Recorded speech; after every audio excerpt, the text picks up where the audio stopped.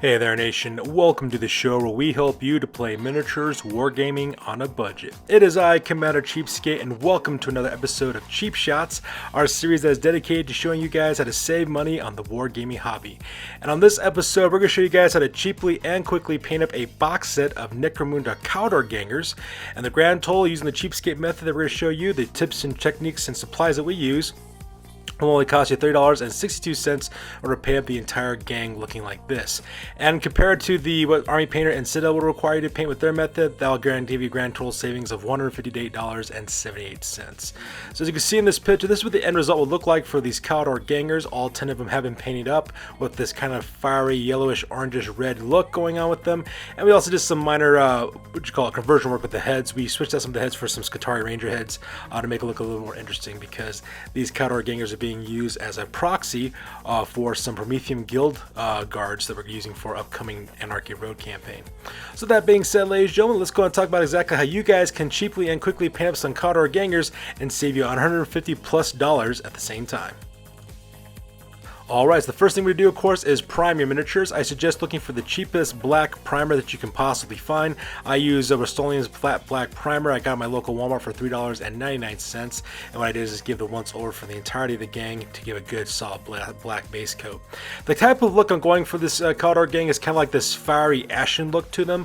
The reason why this is the case is because Cawdor gangs are notoriously known for using flamer-based weapons and flaming attacks in order to purge their opponents. And at the same time, I also want to make these guys look like they're Promethean Guild guards from the Promethean Guild for our Anarchy Road campaign. So we're going to kind of go with this ashy kind of burnt look for these guys. So because of that, you're going to dry brush the entirety of the miniature with Anita's Pure Gray by Anita's Acrylic. It runs at 65 cents at your local Hobby Lobby. All I got to do is just do the once over real quick on the miniatures and give it a good solid dry brush. You can go a little bit heavy on the dry brushing if you want on this one, because you're going to make a nice grayish black base coat. And if you're wondering what's going on in the background there, that's a picture from my iPod. I'm watching Gotham as I was painting out my miniatures at the same time. Alright, so once again, for next step, we're going to do another dry brush. This time we're using Folk Arts Pale Gray. It's a color that you can get at your local Hobby Lobby for 75 cents. It's a very light gray, almost close to white, and I would recommend doing a very light dry brushing onto the miniature. What this does, it allows the pale gray to catch the highlights and the raised surfaces of the miniature while keeping that darkish color, black and dark gray, and the recesses, and actually brings out a lot of detail as well.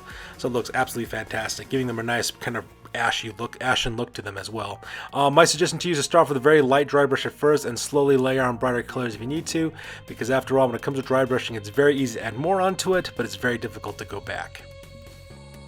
And for the very last portion of the dry brushing, once again, we just do another light dry brush using white by Apple Barrel Paint. You can find this at your local Walmart for 50 cents. And once again, just doing a really light dry brush on top of the light gray, just to cast the raised surfaces to give this kind of ashen look to the miniature. And it looks absolutely fantastic the way it's looking now. And actually, by doing this, we actually painted a lot of the fabric already up for these miniatures, which is absolutely fantastic. So for the next step, we're going for all the flesh pieces. Now luckily for us, the only flesh that's exposed on these guys are their hands for the most part. I do have a couple of them who have their feet. They have some bare feet on this one. But either way though, it's really simple. Just put 2 thin coats of Apple Barrel's flesh color. You can find this at your local Walmart for about 50 cents. Just to put 2 thin layers on top of the skin on this one. Now the reason why I'm going with like a normal flesh color instead of a pale flesh color is because I want these guys to look kind of ruddy a little bit, like, you know, they've been around chemicals and stuff like that. So that's the reason why I wanted to go with a little bit darker flesh tone on this instead of a pale one for Cawdor members. So just put 2 thin coats of flesh and you're ready to move on. Alright, so the next layer we're looking at now are for the the sleeves as well as the undergarments for the Cawdor guys as well. These Cawdor gangers are actually kind of interesting sculpts just because the characters are wearing these layers is what they're wearing. They have like these undergarments, and on top of that they have like these robes that go over that, and then finally they have these mantles that go across their chests as well as their heads. So we're going to go build off of those layers.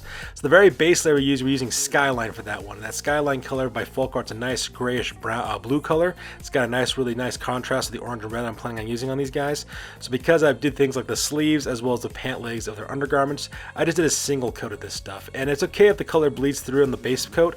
If the darker and whiter colors of the base coat with the dry brushing bleeds through, that's perfectly fine. It just adds to the fact these guys have like this ashen, dusty look to them. So it looks absolutely fantastic on them. So now that we're done painting the undergarments, the next thing we need to do now is paint the leather goods. Now the thing about Necromunda kits is that Necromunda kits basically have 6 sculpts per box with 2 fighters using the same kind of sculpt. So because of that, in order to create the illusion that these guys are all individual fighters, thing that you can do to help kind of do that is by making sure that no two miniatures of the same style have exactly the same colors on this one. So in this case, what I decided to do is I broke them into 2 groups of 6 is what I decided to do. Sorry, 2 groups of 5 on this one. So I put one half of the type of sculpts on the left-hand side, another half of sculpt on the right-hand side, so that way I can alternate the color for them to add that illusion of variety. Now for the ones on the left-hand side, I paint all their leather goods like their belts as well as their boots and 2 coats of burnt umber, runs at 50 cents at your local Walmart. And for the ones on the right-hand side, I use Moccasin Brown by Anita's Acrylic, runs at 65 cents at your local Hobby Lobby as well. Put 2 thin layers of both those paints onto the leather goods, so that way you can see that one group is lighter leather goods while the other one has darker leather goods. And also help adds that illusion of difference between the different sculpts. Now the next part we're going to do, of course, is do a base coat of all the metal metallics around these guys for the most part. Well, any metallics we want to be silver color. Now, because these guys are Cawdor fighters are known for using these really rusty kind of salvaged, put together and jury-rig type weapon systems because they're supposed to be like the poorest of the poor within Necromunda. At the same time, also make these guys look kind of rusty and kind of worn out because they're working for the Promethean Guild. So because of that, what I do is I actually use 2 metallic paints. I actually make a 50-50 mix using Folk Arts Gunmetal Gray. I use a half amount of that, and then I do another mixture with Anita's Metallic Aged Copper is what I use for that one, and do a 50-50 mix on it. So 1 part Gunmetal Gray, 1 part Aged Copper. And what that does, it kind of creates this kind of rusty looking silver color, I guess. It looks like rusted metal is what it looks like. So because of that, I just do that for all their weapons. So like the chains on their weapons, the gun barrels, the handles, the crossbows, I mean everything. I just paint all their weapons like this metallic rusted look as well. Same thing with the helmets that they're wearing for this Guitar Rangers, as well as the mask that they're wearing as well. It creates this nice kind of rusted look to the miniature and makes it look really, really nice. It's a really cheap and cost-effective way to make some rusted metal look. As you can see, it looks like all their stuff is covered in tetanus. It looks really, really good that way. And the reason why we're doing the metallics first for the weapons and stuff is because a lot of their weapons have cording wrapped around their weapons, and so we want to make the metal first, so that way we can use another color for the cording. It makes it a lot easier to paint. So that's the reason why we start with the metallics on these guys first. So these guys look nice and rusted and weathered up. Looks really, really good. Alright, so like I said before, these guys are dressed in layers. So we did the base coating with their undergarments first. Now they have like this gray, ashen gray robes that kind of go over their bodies. So now what we're going to do is work on the mantles real quick. So as you can see, I did half the gang in ripe tomato to make this bright, vibrant orange. I did the other half with Anita's acrylic pure true red to get this kind of reddish glow going on. So as you can see here, even though we have multiple of the same sculpts throughout these this gang, the different colors help to throw off the viewer looking at it, so it doesn't look like you have multiple copies of the same fighter. It looks like they're all kind of different, unique. All right, for example, if you look at the fighter in the back left corner, he is exactly the same sculpt as the figure in the front row on the right hand side. They look exactly the same sculpt, but because they have different color leather goods and different color robes, it kind of throws off the eye at first, especially since they're armed differently too. So it helps create that illusion of difference between them as well.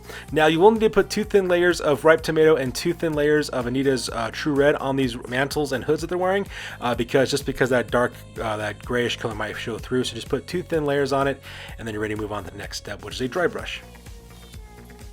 Alright, so once again, do another dry brush this time. For the orange robes, we use Americana's coral shell. It's a nice, chalky, pastel orange color, and I put that all over the mantles as well as the hoods that they're wearing, and I do exactly the same thing for the red with flag red by Barrel paint that runs you 50 cents at your local Walmart, while the Americana coral shell runs you 65 cents at your local Hobby Lobby as well. And just do a simple dry brush with that. Now, I will warn you, by doing a lot of dry brushing on these miniatures, you're going to have this very chalky, rough finish on the miniatures.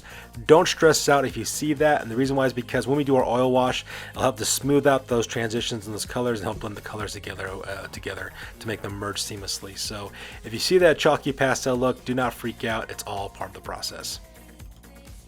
Alright, so the next step, of course, is to do another base coat. This time we're looking for all the nooses that these characters are wearing.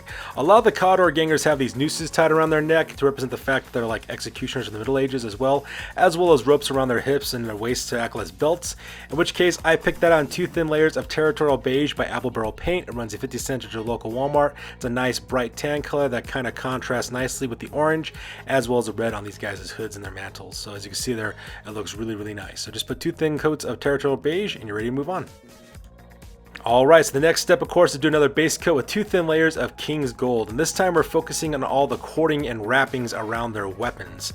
So like I said before, we did the metallics on the weapons first because there's a lot of cording on these guys, and I used yellow because yellow is a nice contrasting color to the orange as well as the black that they're wearing as well.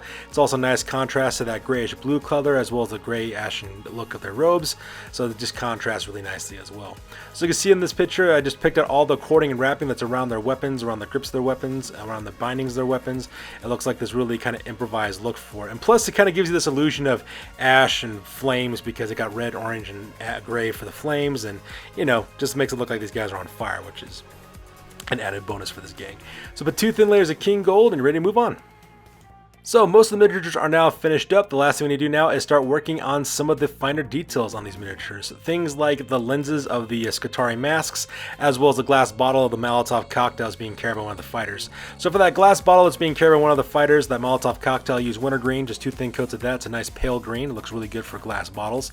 And then for the guys with the Skitarii Ranger helmets, they got lenses on their faces. I picked those out with just a single dot of Dutch Aqua by Folk Art. Runs a 75 cents at your local Walmart. The winter green runs a 50 cents at your local Walmart as well. So you just kind of do a little simple dot onto the lenses and you're ready to pick out those details. It makes this kind of nice greenish bluish glow in their eyes that contrasts nicely with the orange and the red of their hoods. And the next thing we move on, of course, is some of the bone miniatures that we also have in these guys as well. Now, these guys are Cawdor, so a lot of them have things like bone fragments, femurs, bones hanging off of their weaponry, skulls hanging on their weaponry as well. So for any of those kind of bone elements that they have going on, just put down 2 thin layers of khaki paint by Apple Barrel Paint, and runs at 50 cents at your local Walmart. It's a nice, rich bone color, and just do that 2 thin layers on those guys. Now, so for some of the last few details that we have these guys, things that we like to pick out, of course, are candles. Now, they actually have, for a couple of these Cawdor fighters, 3 of them specifically, they actually have candles around them. Like 2 of these characters, like the one on the left and the right, they got candles drip and melted to one of their shoulders that's kind of running there at the same time. And the same thing with the cult icon carried by the gang leader. He's also got some candles on the top of his cult icon as well.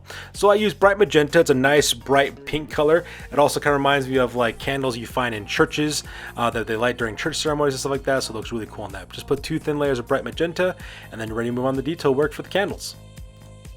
So for the candles, I do a really quick dry brush with Cameo Pink. It's a nice candy pink color. Also hangs up the raised surfaces of the candles, adds some 3-dimensionality to it by having this bright pink pastel color on the raised surfaces, like on the drips of wax, while at the same time keeping that bright magenta in the recesses. And then for the flames, I just pick them out with 2 thin coats of kiwi. It's a nice bright green that's almost yellow. Kind of has this kind of otherworldly glowing effect going on the candles, so it looks really, really nice.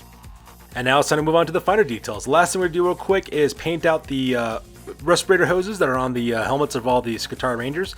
The Skitarii Rangers have like these mouthpieces on their helmets, which I picked out in 2 thin layers of pure gold to make it contrast nicely with their face mask. And then they have these tubes that run out of them, and I picked out 2 thin layers of Tahiti Blue by Delta Serum Coat.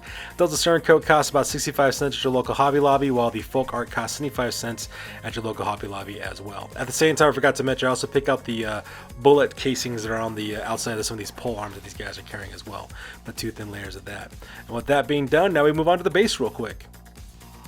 So the bases that these guys are standing on are the typical Necromunda bases that are supplied with the box set. I just painted that in 2 thin layers of gunmetal gray. Just did a quick once over 2 layers all over their bases because I make it look like these guys running across like oily, slick, kind of nasty looking decking that they find within the underhive on that part. So I just did 2 thin coats of the gunmetal gray, and now that we're done with that, we're time to move on to an oil wash. So because it's a quick paint method, we decided to use an oil wash for over the miniature. I use mid-wax poly shades, Mission Oak. You can find that at your local Walmart for $6.99.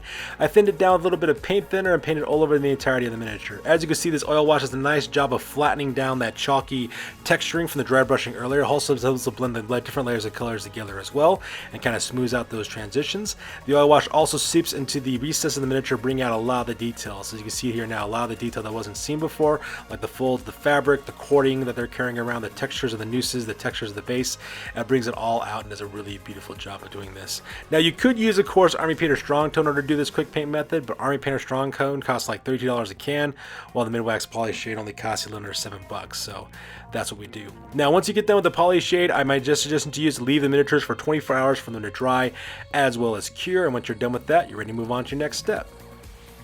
So once you're done with your miniature, the next thing you want to do, of course, is spray them with a matte varnish. Now the matte varnish step is optional, and the reason why I do the matte varnish is because the polyacrylic gives them kind of like a sheen to them, this candy polished sheen to them. I don't really find that, I don't like that look. I kind of find it distracting. So because I just put them real quick with a matte varnish from Krylon Acrylic, Krylon matte varnish spray would cost you $3.99 at your $5.99, I'm sorry, at your local Walmart. Just do the once over, and you can see there it brings that matte down to a matte finish. You can see all the details on it. You can, of course, skip this phase if you like that bright color coding. And the next step after that, of course, is to put 2 thin layers of folk art skyline around the rim of the bases, and then that pretty much brings up the end of it. And here is the end result that we showed you earlier. All 10 Cawdor Gangers are now fully painted up with this flaming yellow, red, and orange fire motif. They look like they got ash and gray.